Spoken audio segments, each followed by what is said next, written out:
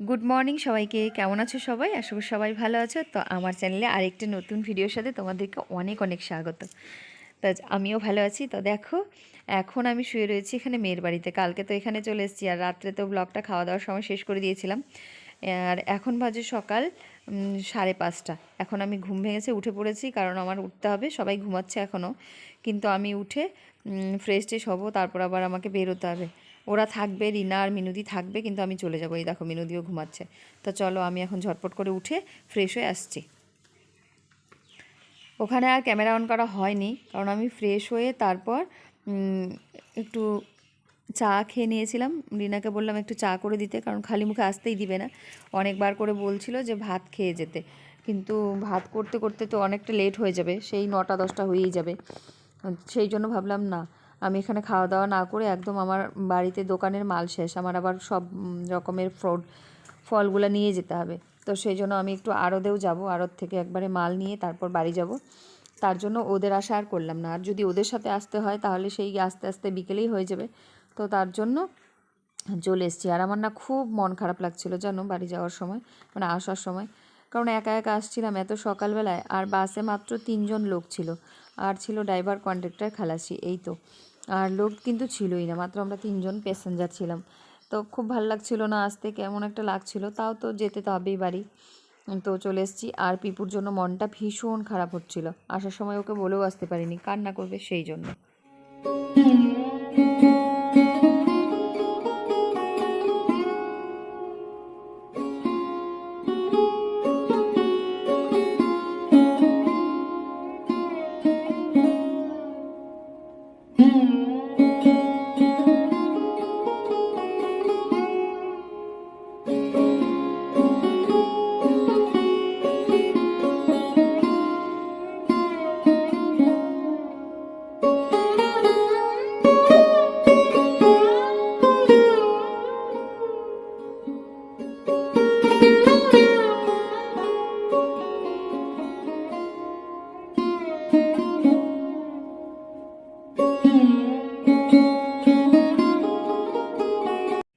তো গাইজ, আর ওদিকে আর তোমাদের সাথে ক্যামেরা অন করে কথা বলা হয়নি। এই দেখো, আমি এখানে সমস্ত রকমের ফ্রুট নিয়ে নিয়েছি। এই যে সব গাড়িতে তোলাও শেষ, এখন চলে যাব বাড়িতে।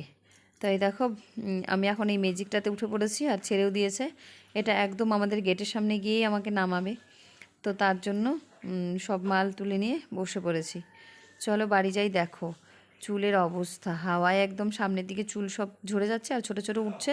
আর হাওয়ায় দেখো সেই ছোট চুলগুলো একদম সামনের দিকে চলে আসছে উঠতে উঠতে।